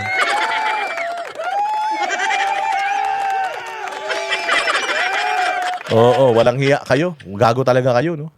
Tangina, madidimanda pa ako dahil sa inyo eh. Okay lang man yan. Pag tinanong ako sa kulungan, ba't ka nakulong? Puta, tinawag kong pangit si Senday niya. Baka sabihin, talaga mayor ka dito, mayor ka. Anak ng tinapay, oh. Ang hirap nun, no? Makukulong ka. Oh, putya, nagkaroon ka ng record sa NBI. Kumuha ka NBI. Oh, may kaso ka dito. Oh, may hit ka, may kaso ka. Ano tong kaso mo? Nagsalita, sabi lang ako ng totoo eh. Nagkaroon ako ng kaso. Ano nga yung kaso mo? Hindi ko nga rin maintindihan eh. Karoon ako ng kaso, tinawag ko lang si Percy Sendenya na pangit po. Nagkaroon na ako ng kaso eh. Kupal. Ito, balita naman si Orly Gutesa. Diyos ko naman to si Orly Gutesa. Dito na tayo kay Orly Gutesa. Ito si Orly Gutesa, mga bossing. Ha? Ito yung kauna-unahang whistleblower na nagbigay ng patunay doon sa sinasabi ni Zaldico. Kasi ang unang naglabas ng video si Zaldico. So sinabi ni Zaldico, bibigay siya ng ganito, ganyan. Sabi ni Zaldico, ganito, ganyan. Oy, thank you very much kay Seabots. Para kahit anino di kita. Gabi ha. Gabi mo gusto makita si Sendanya. Gagi, pag nakita mo sa gabi, tumakbo ka na. Tanginan niyan. Buti pag umaga makikita mo, may iwasan mo. Pag gabi mo nakita yun, hindi mo maiiwasan yun, baka himatayin ka. So ito si Orly Gutesa, naglabas siya ng kanyang mga statement na siya daw ay dating actually nauna si Orly, no? Siya daw yung dating nagdi-deliver ng maleta. Sinabi niya, alam niya yung mga address, lahat. Ito matindi ah. Sabi niya, ang nag-utos daw sa kanya at ang gumawa ng testimonya niya, si Mike Defensor at saka si Marcoleta. Detalyado man yung affidavit niya. 'Di ba? Sa sobrang detalyado ng affidavit niya, putyang inang niyan, tinanggal siya bilang witness. Tapos halos ikulong pa siya. Kinuha siya ng DOJ, kinasuhan siya ng kung ano-ano. Sa sobrang accurate nung kanyang testimonya. Dito sa address na to, natanggap ni ganito, ganyan, doon ako pumupunta sa condominium, ganito. Lahat ng mga address na 'yon, totoo. Paano malalaman ni Mike Defensor 'yun? Paano malalaman ni Marcoleta yung mga addresses na mga pinuntahan niya, kung sino yung mga tao na dinideliveran niya, kung sino? Paano malalaman ni Defensor 'yun? Malalaman mo lang yun kung meron ka talagang personal experience doon sa pangyayari ng pagdideliver ng pera, kanino mo dinideliver, sino tumatawag sa'yo, may GC kami, madami kami. Ngayon, sinasabi ni Orly Gutesa na ginawa lang daw niya yun kasi napilitan siya. Kasi pinangakuan daw siya ni Mike Defensor at saka ni Marcoleta ng 150 million. Laking pera nun. Laking pera nun. So, bumaliktad siya at sinabi nga niya na gawa-gawa lang daw niya yun. Gawa-gawa, sobrang detalyado. Siguro, kung halimbawa, katulad nung kay Rene, yung alias Rene, na yung binayaran di umano ni Risa Ontiveros. Kung katulad nung kay alias Rene, yung pag-recant ni alias Rene, talagang nilagyan niya ng mga detalye kung ano yung bakit siya nanira, bakit niya siniraan si pastor, nakalagay yung detalye, maniniwala ka. Pero ito kay Gutesa, bigla na lang, after how many months? Halos 1 taon na wala itong tao na ito. Paglabas, putyang ina, manas na. Hindi mo alam kung pinahirapan siya o tumaba na siya dahil sa sarap ng buhay niya. Biglang lalabas siya ngayon, tapos sasabihin niya na hindi totoo yung mga sinasabi ko, ganito, ganyan. May video pa, may audio recording pa si Mike Defensor na sinasabi nito ni Gutesa na pinabago sa kanya ng DOJ ba? O pinabago sa kanya yung kanyang statement. Sinasabi niya mismo sa asawa niya, kinukwento niya mismo sa asawa niya, ni-record yun. So, paano tayo maniniwala? Sinong gagong maniniwala dito sa Gutesa na ito na hindi totoo yung mga pinagsasabi niya nun? At si Marcoleta at saka si Mike Defensor ay pinangakuan siya, babayaran siya para sirain sino? Si Martin Romualdez. Walang hiya na yan. Panoorin natin itong balita na ito. Dinamay niya pa si Guanzon. Pumalag ang kampo ni Mike Defensor sa pagbawi ng salaysay ni Orly Gutesa sa flood control scandal. Iginiit kasi ni Gutesa na pinilit lang siya ni na Defensor at Senador Rodante Marcoleta. Ayon kay Guteza sina Marcoleta at Defensor ang may pakana umano ng kwentong pagde-deliver ng mali-mali Tingnan nyo to. ng pera kay Defensor ang Tingnan nyo yung itsura niya. Ikumpara nyo yung itsura niya ngayon sa itsura niya noon. Hindi pa to, halos, wala pang isang taon to. Yung flood control, controversy. Yung lumabas siya, wala pang isang taon yan. Tingnan mo yung itsura niya ngayon sa itsura niya noon. Yung itsura niya noon, snappy siya, fit, maayos, matapang. Sabi pa nga niya, hindi ko kailangan ng proteksyon ng Senado. Kaya kong proteksyonin yung sarili ko. Tingnan niyo yung itsura niya ngayon. Stress na stress. Tumanda. Kaya ngayon, hindi mo alam kung pinapaso ba ito, binubugbog kasi namamagay yung muka. Anong ginawa niyo kay Guteza? Putang inang yan. Hindi niyo na sana pinalabas. Kasi hindi naman na interesado yung mga tao sa kanyang testimonya eh. Hindi na interesado. Bakit? Meron nang pumalit sa kanya 14 eh. May pumalit na sa kanyang 18. So ngayon, yung 14 nadagdagan pa daw ng 3. So kasi, 18, nabawasan ng 4. Yung 14 na naging 17. So napalitan naman na yung mga nagsasabi ng katotohanan dyan sa mga pagnanakaw ng mga congressman na yan. Nila Erwin Tulfo, nila ganito, nila ganyan. So eto na si Bossing. Tingnan mo yung tsura. So sana hindi nyo na pinalabas si Guteza. Ang tanga nyo naman. Gagawa na lang kayo ng kasinungalingan pa. Hindi nyo na sana pinalabas kasi hindi na siya hinahanap ng tao eh. Hindi na siya hinahanap ng tao. But since wala na silang makumbinse, mula dito sa 14 na natitira na mga Marines, wala na silang makumbinse na babaliktad, madadagdag pa dun sa 4 na corrupt nila. Kaya inilabas na nila to. Ang problema, hindi mainteresado tao. Ang ina mo, Guteza, wala kang bayag. Kupal ka. Phoebe Tolentino, mabuhay ka. Greetings from Taiwan. Jelay Chua, tsaka yung sino pa, mga kasama mo dyan sa trabaho, mabuhay kayo. Galingan nyo magtrabaho para sa mga pamilya nyo. Di ba? Walang hiya na yan. may pakana umano ng kwentong pagde-deliver ng mali-malitang pera kay dating House Speaker Martin Romualdez. Ayaw pa nga raw sumunod dyan ni Guteza noon. Ang kaso, Lord Johnny, napilitan daw siya dahil sa takot at promise na pera. Pakinggan natin yan. Mantakin mo. 100 mahigit. Yung mga bodyguard ni Zaldico. Bakit ikaw napili? Ulul! Ikaw ang lumapit. Ikaw napili. Sinimulan nga ni Senator Marcoleta ang basahin ang ginawa ni Mark na pinabit base sa sinabi ni former. Nakita mo, may binabasa. May binabasa eh. Butang na yan. Maniniwala ka sa gagong ganyan. May binabasa. Samantalang yung affidavit niya doon sa sa Maynila. Ay, sa Maynila, sa Senado. Halos sa ulo niya talaga. Ito aamin lang siya na hindi totoo yung mga sinabi niya sa Senado. At binayaran at pinangakuan lang siya na babayaran siya. Binabasa niya pa. Sana man lang, katulad ni alias Rene na binayaran ni Risa Ontiveros, sana man lang ikinukwento mo nang wala kang binabasa. Kahit na putol-putol, dahil inaayos mo yung yung isip mo, pero dapat wala kang binabasa kung totoo. Pero the fact na binabasa mo, puta script yan. Kanino galing script na yan? At magkano binayad sa'yo? Kung di ka ba naman tanga, boss, akala mo babayaran ka ng mga yan? Kababayaran yan. Ang mga kawatan yan, mga magnanakaw yan. Makasarili yan. Mga mga sindikato yan eh. Sa tingin mo, babayaran ka nila? Diyan ka nagkamali. Utsa ka na sinira mo ang buhay mo, pati pamilya mo. Dahil dyan sa ginawa mo. Congressman Mike, nasabi niya, pare, ayusin ko ang Tagalog. Doon mismo sa harap ko, inaayos si Senator Marcoleta ng pinabit tayon. Nag-promise ng kasa educational scholar si former Congressman Mike Defensor. Pero may iba pang pangalan na dinawit si Guteza. Kasama sa bago niyang salaysay si dating COMELEC Commissioner Rowena Guanzon. Pinakontak daw sa kanya si Guanzon para raw tumulong mag-revise ng salaysay. Pero banat ni Guanzon, sinungaling daw tong si Guteza.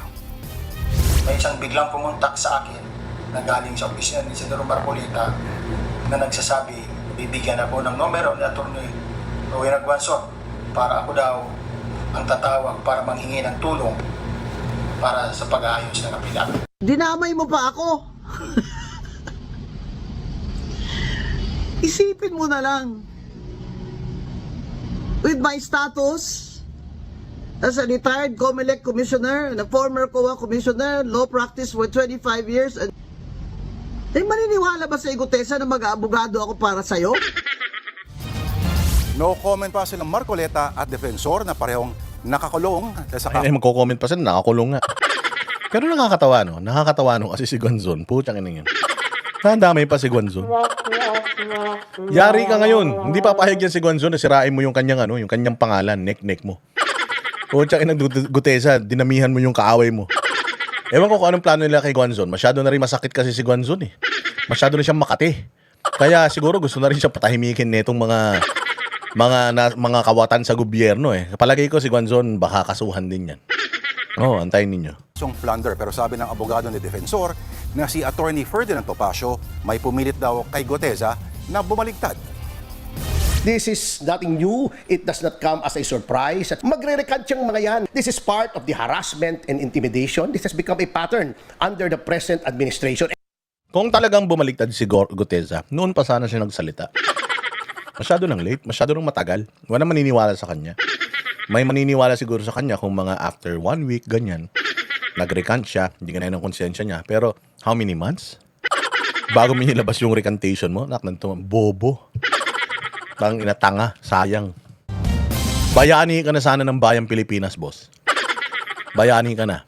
Eto, katulad to, may nilabas si Baligod. May inilabas ding picture ngayon si Atty. Ayan, si Baligod, Sergeant Orly Gutesa was involved in the delivery of cash in suitcases. Picture taken by his fellow security personnel of Saldico.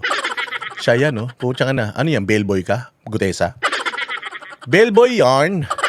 Sa hotel ka ba nagtatrabaho? Pucha kinang yan. Hindi naman. Saan mo dadalhin yung mga maleta na yan? Wala, hindi nyo matatakasan to. Besides, sabi nga ni Harry Roque, yung yung mga, sa korte, dahil alam nila na yung mga testigo, pwedeng takutin, pwedeng i-bribe. Kapag nag-recant ka ng iyong mga sinabi sa korte, Rudels Gaya, salamat sa'yo.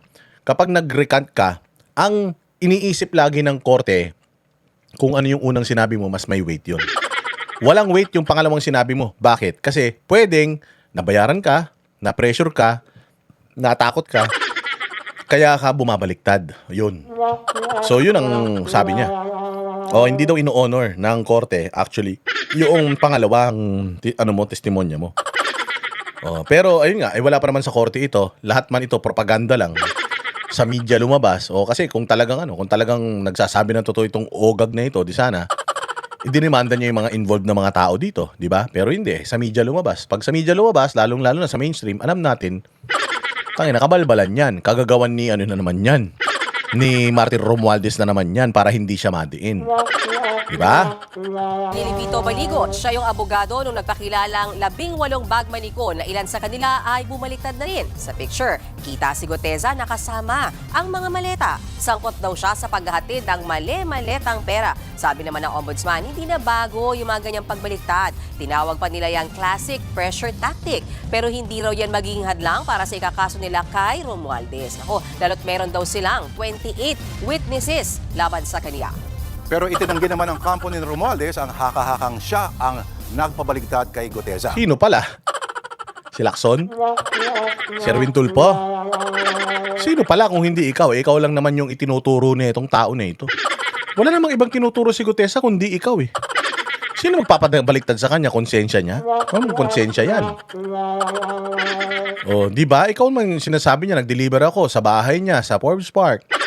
Nalaman nga na bahay mo yun dahil kay Orly Gutesa so sino pa? Yung si Bongbong Marcos, nilalaglag ka na nga ni Bongbong. Alam nga na nagpabaligtad sa kanya si Inday Sara. Si Inday na naman ang sisihin ninyo dyan. Doon naman sa 28 na witnesses laban sa kanya. Hindi pa raw yan nababasa ng kanyang kampo. Pero muli nilang giniit, wala raw solid evidence na mag-uugnay kay Romualdez at sa bilyong-bilyong pisong kickback sa flood control projects. Wala man lang forensic evidence or... Ito na naman tayo sa forensic evidence. Tanga na kay Inday Sara nga, walang forensic evidence Pero may impeachment ngayon Ako naman, naniniwala ako na hindi si Martin Romualdez ang mastermind. Naniniwala ako. Pero kasangkot siya. Hindi pa pwedeng hindi. Gago lang ang maniniwala. na si Zaldico ang mastermind. Hindi rin si Zaldico mastermind. Si Zaldico, pinili nila yan dahil bobo yan.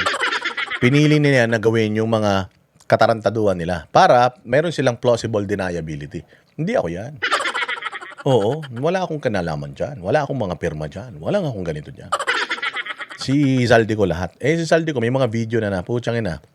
Ang utos ng hari di mababali. Ang naniniwala akong mastermind dito, yung Malacanang talaga. Bakit?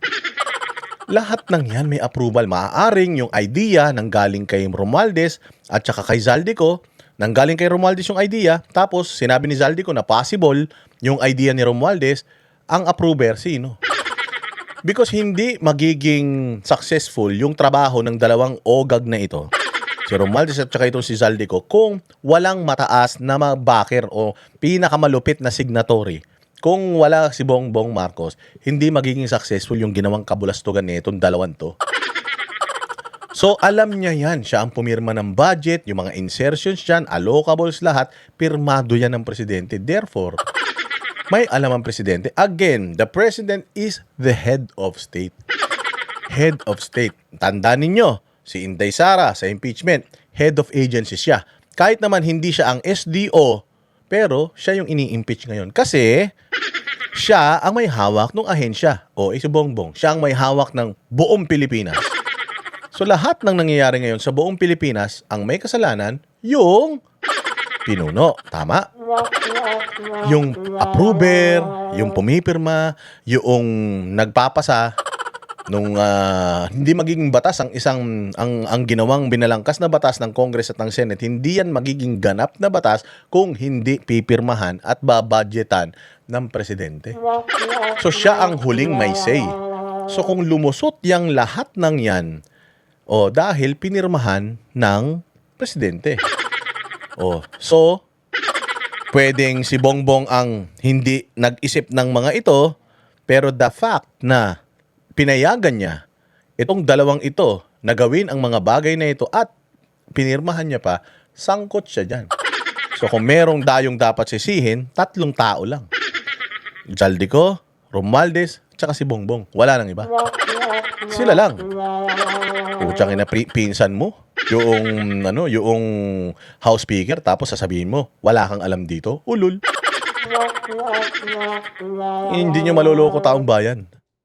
Object, documentary evidence linking the former speaker. Only oral evidence or oral testimony na alam naman natin ito yung pinaka unreliable. In all of this, one thing is common. May mga taong nag-udyok at namilit sa mga testigong ito para idawit si Representative Romualdez sa kaso. Sabi naman ng Senate Blue Ribbon Committee na nag-iimbestiga noon sa flood control scandal, ang ombudsman na raw ang bahala sa pagbaliktad ni Guteza.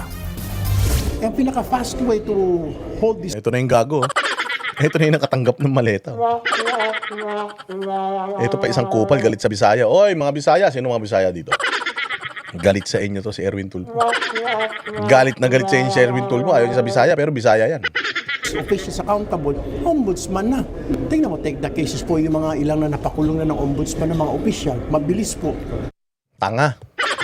Talaga to si Erwin Tulfo, halatang halata eh. Unang-una sa lahat, trabaho ng Senado ang mag-imbestiga in aid of legislation at magrekomenda ng mga kakasuhan kapag in the event ng investigation ninyo may nakita kayong umlubabag sa batas. Kaya kami Blue Ribbon Committee.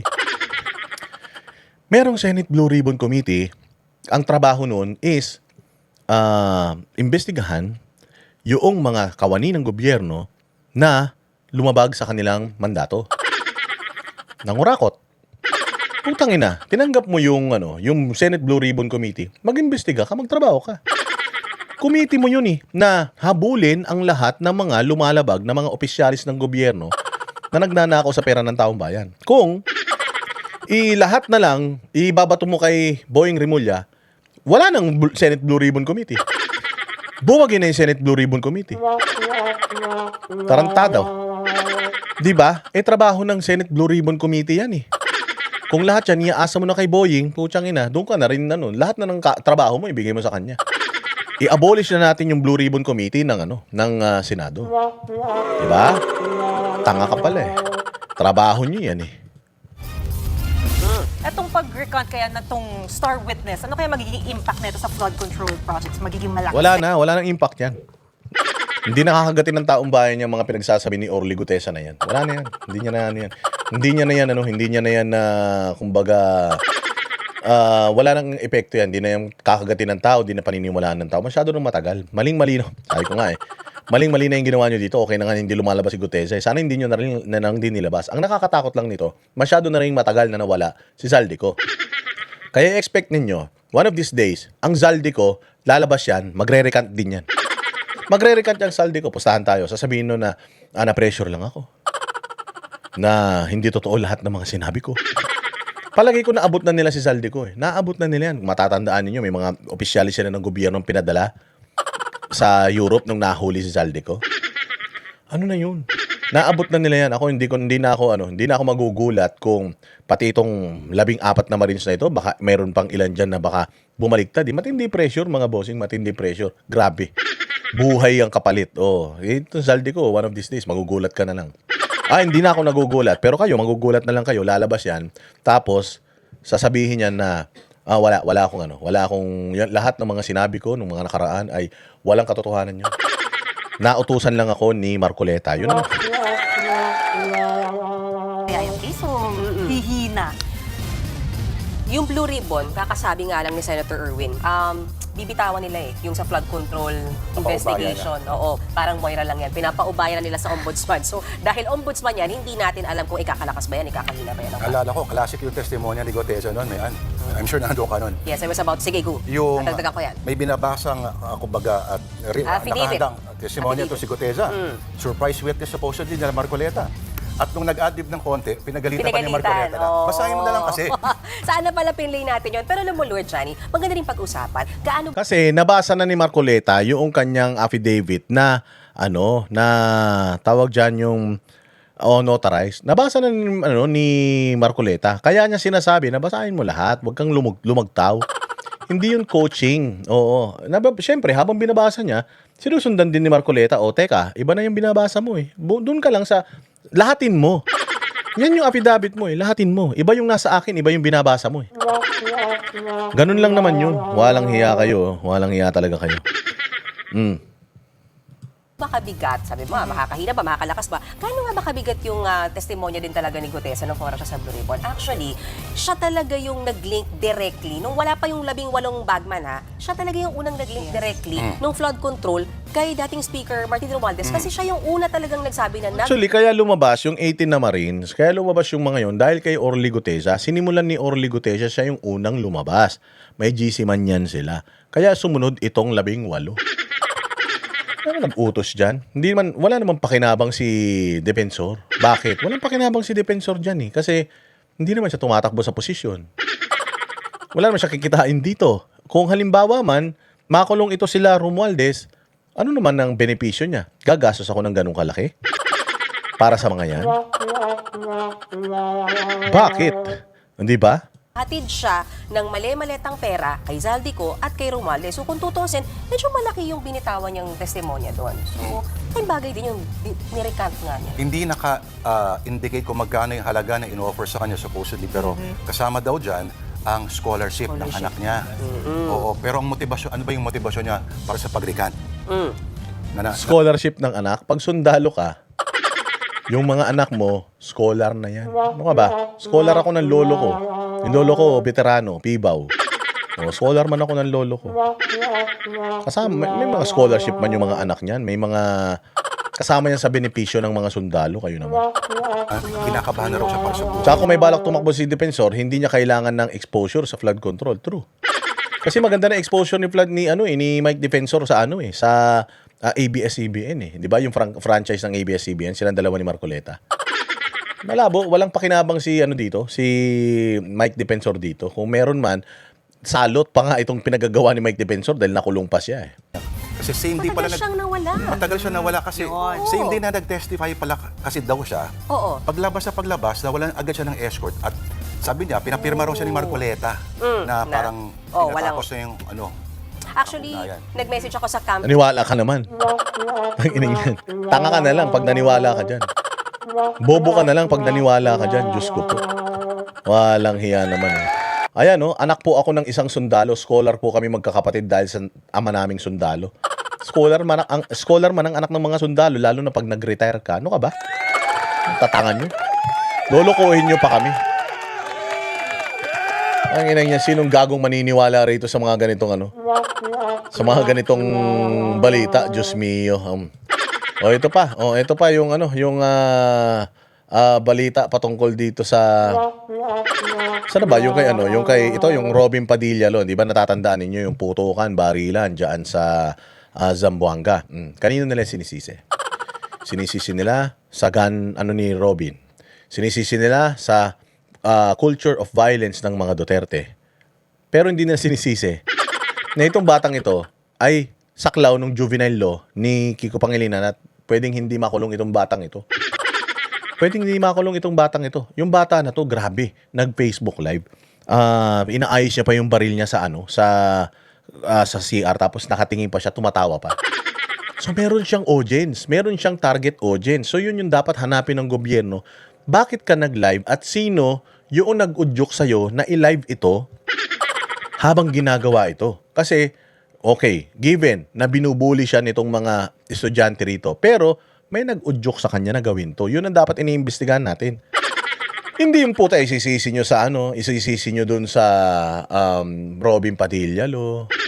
Isisisi nyo dito sa mga Duterte. Ang may kasalanan nito, sa totoo lang, itong bata na ito, may posibilidad na hindi ito managot sa batas dahil nga dyan sa hayop na juvenile law ni Kiko Pangilinan. Diba? Sana yun ang sisihin natin. Yung Robin Padilla lo, katulad niyan. Robin Padilla lo. Anong Robin Padilla lo? Pinabababa yung ang tawag niya, sentensya ng ang kaso mo illegal possession of firearms. Ang tanong, ito bang bata na ito, yung mga baril na yan, illegal ba yan? Palagay ko, customs ang tatay niya ng may-ari ng mga baril na yan, lisensyado lahat yan. Lisensyado yan. So pwede nating sisihin dito, magkakaparehas lahat. Yung sistema ng gobyerno, sistema ng batas, yung may pagkukulang yung mga magulang at may pagkukulang yung eskwelahan. Malaki ang pagkukulang ng eskwelahan dito, ba't hindi nyo masisi, Ateneo? Kasi kung chinek nila yung gamit ng bata, nakita sana nila na may dalang baril ito. Pero hindi nila ginawa yung kanilang trabaho na masecure yung kanilang mga estudyante. Dyan nga sa Ateneo yung mga basketball player, nalunod pa yung isa. So malaki ang pagkukulang ng eskwelahan. Dahil hindi napanatili ng eskwelahan yung pangako nila sa mga magulang netong mga bata na ito na bibigyan sila ng proteksyon. Mantakin mo. Na ipasok daw yung baril sa loob dahil may kotse yung bata. So ibig sabihin, hindi kayo nag-check ng mga kotse. Paano kung may kotse ng mga teroristang pumasok dyan, may bomba pala dyan, di mas maraming mamamatay. Ba't sinisisi nyo si Robin? Ba't sinisisi nyo yung mga Duterte? Yung mga tao na dapat na una nating pinapanagot at saka yung iniimbestigahan natin para malaman natin sino ang nag-udyok sa bata na ito, sino yung mga audience ng bata na ito, sino yung mga nag-impluwensya sa mga bata na ito na gawin niya yung pagpatay na yun ang dapat na inaasikaso natin. Inatong mga to. Duterte na naman, di ba sinabi ko nga sa inyo, Ateneo. Ang Ateneo, Jesuit yan na eskwelahan. Ang Ateneo, mga pare, madre, ang mga namumuno dyan. Ang mga pare, madre, galit man sa mga Duterte yan. Ang mga Atenista, mayayaman man yan. Mga oligarko yung mga tao dyan. Hindi galit sa mga Duterte yung mga estudyante dyan. Tapos sasabihin ninyo na, kasi si Inday na-impluwensyahan yung mga bata. Kung merong mag-i-impluwensya sa mga bata na ito, yung mga dilawan tae, dilawan na eskwelahan yan. Di ba? Dilawan na eskwelahan yang na yan, yang paaralan na yan. Tapos sasabihin ninyo, may impluwensya mga Duterte dyan. Kung merong may impluwensya dyan, si Risa, De Lima, sila Jokno, yung mga aktivista, sila ang merong dyan, ang merong impluwensya dyan. Hindi, nakita, ginagawa nilang yung mga adik, ginagawa nilang bayani. Kaya siguro, okay lang. Yan ang problema natin ngayon. Pakinggan natin tong balita ni John Vic. Si John Vic, ang tagal na wala. John Vic, ang tagal mo na wala, ba't lumutang ka pa? Nakalimutan ka na ng taong bayan. School ng mga elitista yan, tama. School yan ng mga elitista. Do you think may impluwensya mga Duterte dyan? Yung public school nung nakaraan, sa mga Duterte rin sinisi. Bakit? Yung may-ari ng baril, Duterte supporter. Putang ina yan. Eh kahit naman siya may-ari ng baril na yon, kung ninakaw yun sa kanya nung pamangkin niya, anak niya or someone, oo, at Duterte supporter siya, di man niya kasalanan yun. Walang hiya na yan. Lahat na lang sinisi sa mga Duterte, Diyos ko po. Secretary John Vic Remulla ang tinaguriang Robin Padilla Law sa pagtaas ng krimen sa bansa. Kaya mungkahin ni Remulla gawing non-bailable offense sa pagkakaroon ng illegal na baril. Live mula sa Camp Crame sa Quezon City, nangungun sa balita si mobile journalist Jazz Paredes. Jazz, bakit naniniwala si Secretary Remulla na itong dahilan ng pagtaas ng krimen sa bansa?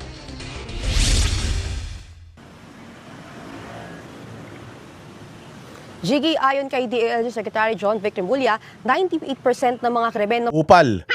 Sabi ni John Vic noong nakaraan, bumaba yung crime rate sa Pilipinas. Tapos ngayon, tumaas daw yung crime rate. Ano ba talaga? Tumaas, bumaba. Tapos ngayon na tumaas, isisisi nyo kay Robin? Isisisi nyo kay Robin? O may batas na mababa ang na bailable offense, ang pagkakaroon ng baril, illegal possession of firearms. Hindi ba trabaho ng pulis na hulihin ang lahat ng mga loose firearms? Hindi naman sinabi nung batas ni Robin Padilla na magtago kayo ng mga baril na illegal.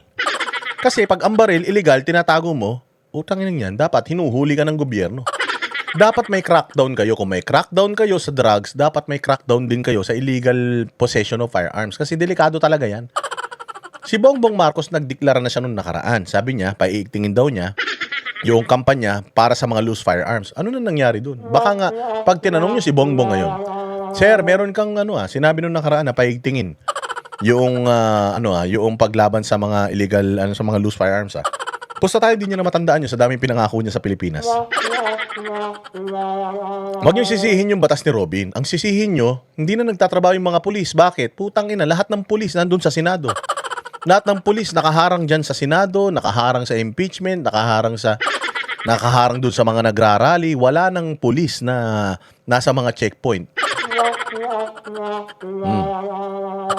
Kupal. Hayop na yan. So yun ang sisihin natin. Sisihin muna ninyo yung mga sarili nyo. Huwag kayo magturo na magturo. Puro kayo turo ng turo. Baka kayo manuno. Trabaho mo yan, John Vic, na panatilihing safe ang Pilipinas. Ikaw ang may-ari ng pulis. Ikaw ang may-ari ng LGU. Di sana gumawa ka ng paraan kung mahina yung batas ni Robin Padilla, di sana gumawa ka ng paraan kung papaano masasawata, makukuha ang lahat ng mga baril na expired na yung mga lisensya. May database man kayo, di ba? May database ka. Halimbawa, si J. Guevara, meron siyang baril. Nag-expire na yung kanyang lisensya. Tapos, kasi dapat yung pag nag-expire yung lisensya mo, isosoli mo yung baril. Kasi wala ka ng karapatan na humawak ng baril na yon. So dapat alam ninyo kung sino yung mga tao na hindi na nag-renew ng mga baril at kailangan yung mga baril na yon mapunta sa inyo. May mga details man kayo sa system ninyo ng mga tao na may mga legal na baril. So dapat may database din kayo na nakikita ang lahat ng mga tao na expired na yung kanilang mga baril na hindi na nila ni-renew. So kapag hindi na ni-renew, ino-operate nyo na dapat yun. Dapat kung halimbawa si J. Guevara mayroon siyang lisensya na hindi na na-renew, may baril siya na nakapangalan sa kanya na hindi na na-renew. Loose firearms na yun. May database kayo niyan. Pupuntahan nyo na si J. Guevara. Tok, tok, tok, tok. J. Guevara. Dito ka ba? Meron kang baril na ganito. Ito yung serial number. Kompleto yun sa FEO, Firearms and Explosive, blah, blah, blah. Sa website, nandoon nyo. Meron kang baril na ganito. Hindi mo na ni-renew. Nasa iyo pa ba tong baril na ito? Sasabihin niya ngayon, ay wala na, nabenta ko na yan. Binenta ko na yan sa ganitong tao. Ito yung deed of sale.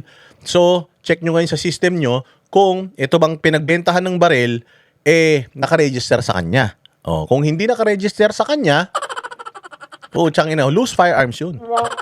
Habulin nyo yun, hahanapin nyo yun, kukunin nyo yun. Kailangan walang baril na walang lisensya na nasa sirkulasyon. Dapat nasa inyo. Tinuturuan ko na kayo sa trabaho nyo. Tuturuan ko na kayo sa trabaho nyo. Galaw-galaw naman kasi. Sisi kayo ng sisi, trabaho nyo yan. Ganun ang gagawin ninyo, boss. Ganun ang gagawin ninyo. Titingnan ninyo. Expired. Nasaan yung baril mo? Expired na ito. Hindi mo na ni-renew. Asa na yun? Nandito pa sa akin. Isurrender mo na. Akin na. Yung baril na yan. Hindi mo na yan dapat hawakan. Pwede ka nang kasuhan ng illegal possession of firearms dyan kasi hindi mo na ni-renew yung lisensya niyan. Ganun ba, sir? Akala ko pwede ko nang itago. Hindi, amin na yan. Kukumpiskahin mo na yun. Ganun. Kung talagang gusto nyo na maubos ang loose firearms, gumawa kayo ng grupo that's going after itong mga nagrehistro ng mga baril na hindi na nakarehistro ngayon. Pwedeng namatay na siya. O limbawa, nasan tong tao na to? Patay na eh. Ganun ba? Patay na? Meron siyang baril na nakarehistro sa kanya. Hindi naman niya isinoli sa amin to bago siya mamatay. Nasaan na tong baril na ito? Yun na yun. Yun na yung kailangan isoli yun ng pamilya kasi yung iba pinapamana. Pucha, hindi pwede yun. Loose firearms na yun. Pag hindi mo na nirenew yun, expired na yung lisensya ng baril na yun. Hindi expired yung baril. Huwag kang tanga. Hindi nag-expire yung baril. Kasi yung baril na yan, kahit gaano katanda yan, pumuputok, pumapatay pa rin ng tao yan. Expired na yung lisensya mo na mag-carry ka at magmay-ari ka ng baril. Ganun yun. Tanga nyo. May kinalaman sa baril ay dahil sa loose firearms. Noon kasi ang possession of loose firearms ay isang non-bailable offense. RA 8294, binaba ang parusa rito at naging bailable ang illegal ito nga Robin Padilla Law dahil ang senador ang isa na kinabang sa batas. Nakonvict noon si Padilla nang mahulihan siya ng baril na hindi nakarehistro sa kanya. Sinabi rin ni Padilla noon. Paano siya ang nakinabang sa batas? Paano siya nakinabang sa batas? Convicted man si Robin Padilla. Convicted si Robin Padilla sa kaso ng illegal possession of firearms. Kaya nga siya napunta sa bilibid dahil na-convict na siya, sinintensyahan na siya, pinardon niya ng presidente.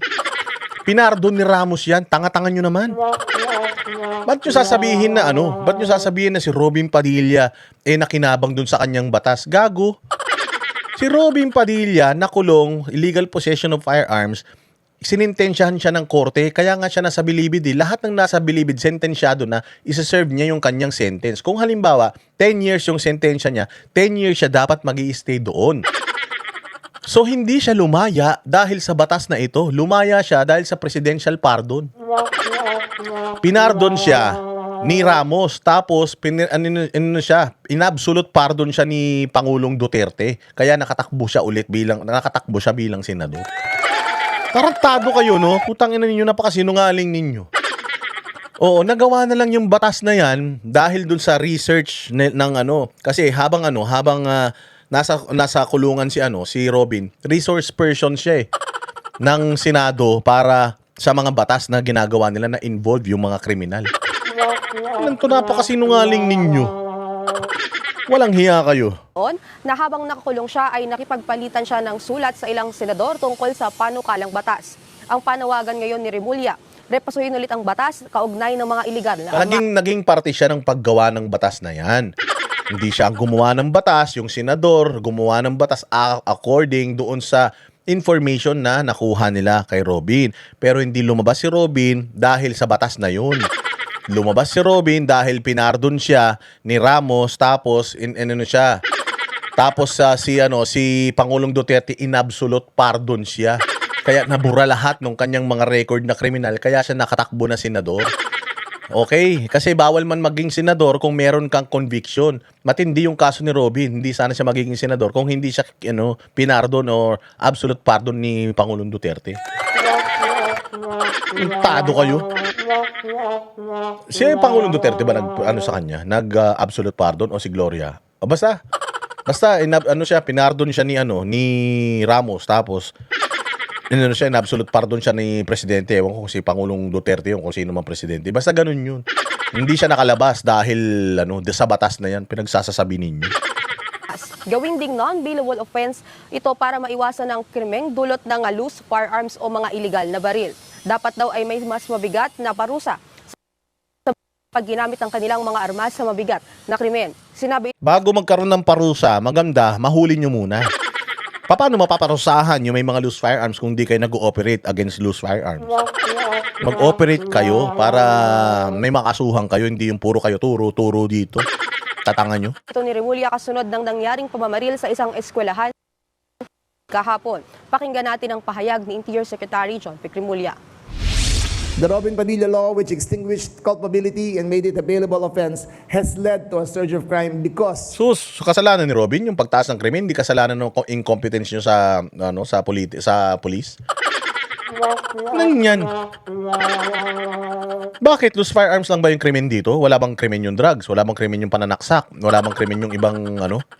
Ito si John Vic Remulla, tangina masyadong iyakin to. Tangina lahat na lang ng ano babaliin para lang yung politika nila maipasok. Precisely because loose firearms is a bailable offense.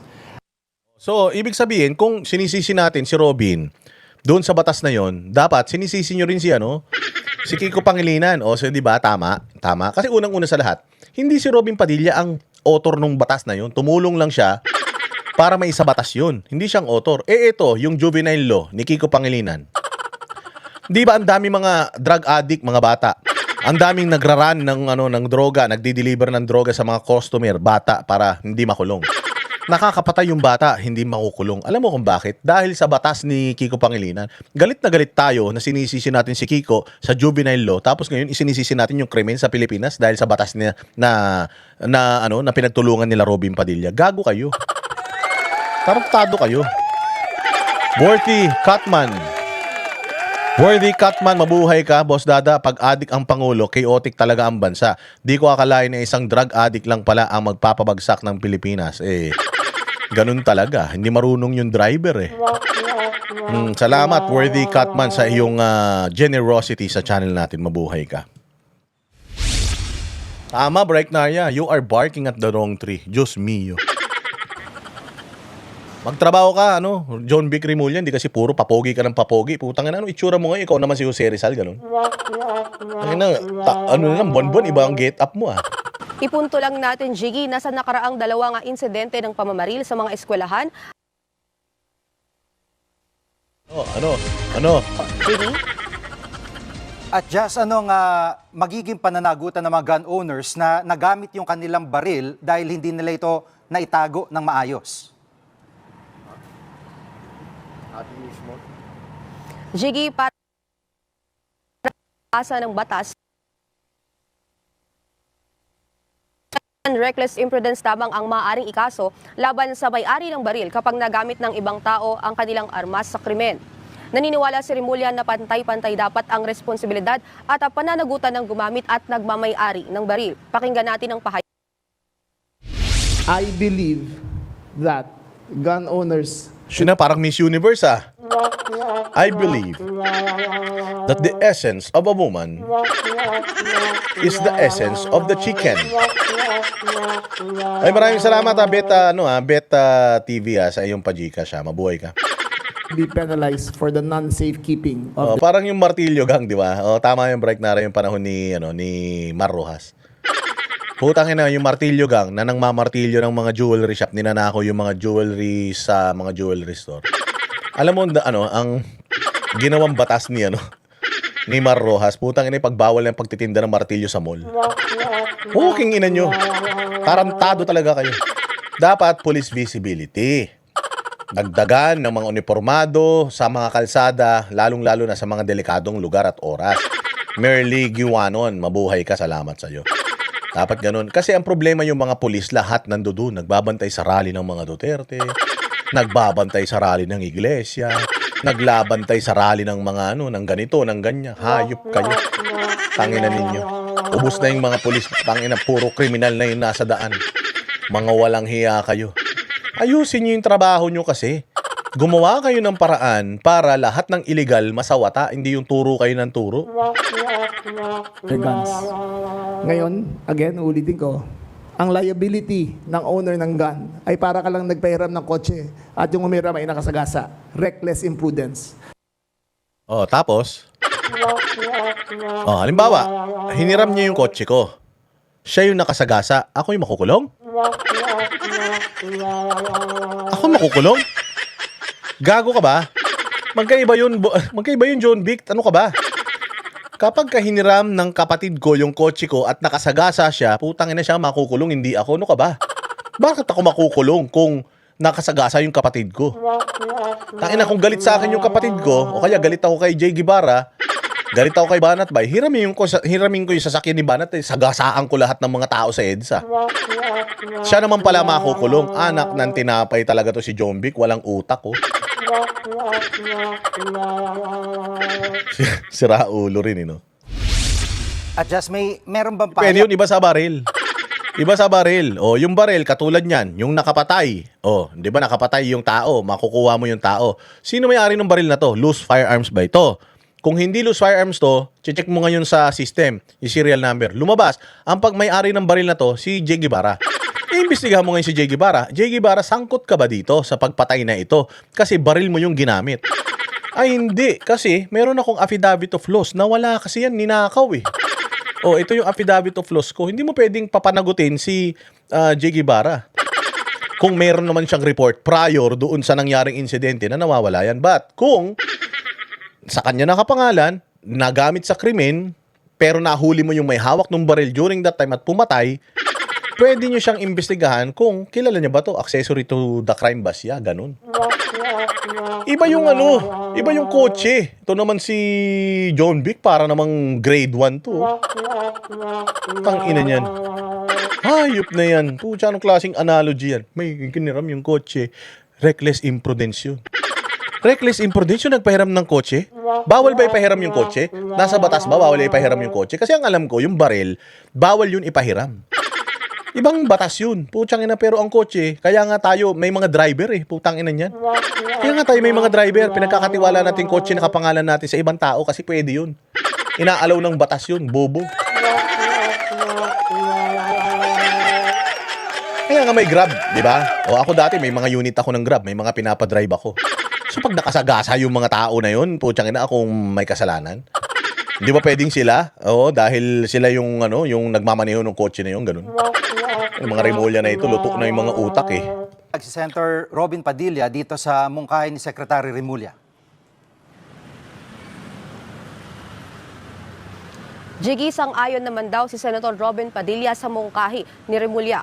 Sa katunayan, tumutulong daw siya sa pagbuo ng panukalang batas para rito na amendahan ng Comprehensive Firearms and Ammunition Regulation Act. Isinusulong daw ni Padilla rito ang mas mabigat na parusa sa mga nagpapabaya sa kanilang mga armas. Mas mabigat din daw ang parusa kung ang nagpabaya ay empleyado ng gobyerno. Yan muna ang latest. Balik sa Eugene. Oh, ayan. Hype kayo. Reset. Kami ang boses ng masa, hindi natatakot. Katotohanan lang, di kami nalulunod. Walang bahid ng sismis, lahat ay totoo. Kahit sino ka pa, pag mali ka babanatan ka. Walang pinipiling kulay, wala kaming kinikilingan. Basta para sa bayan, kami lalaban. Pagdama palakpakan, pag mali banatan. Di matitinag, di matatakot, para sa bayan tuloy ang sigaw. Sa harap ng kamera, walang halong takot. Mga baluktot, lahat kayo'y tutumba. Ang hustisya at totoo, yun lang ang mahalaga. Kahit sinong harang, di kami matitinag. Walang pinipiling kulay, wala kaming kinikilingan. Basta para sa bayan, kami lalaban. Pag tama palakpakan, pag mali banatan. Di matitinag, di matatakot, para sa bayan tuloy ang sigaw. Kung nasa tama ka, ikaw ay aming kasama. Pero pag mali ka, handa ka